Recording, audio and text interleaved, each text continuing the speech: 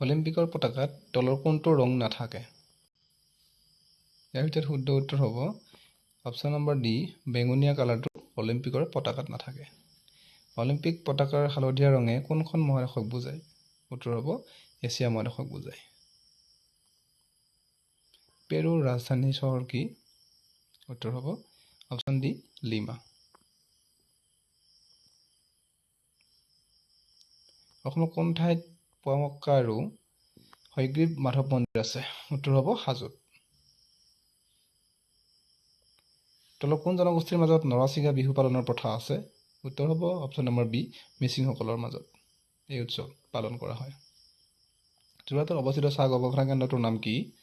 টোকলাই, টেংৰাই, তৰাই, তামৈ। শুদ্ধ উত্তৰ হ'ব অপশ্যন এ।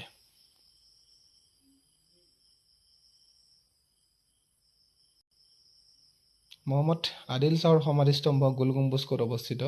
উত্তৰ হ'ব বিজাপুৰ। অসমৰ একমাত্ৰ ৰামচাৰ ক্ষেত্ৰখনৰ নাম কি? উত্তৰ হ'ব দীপৰ বিল।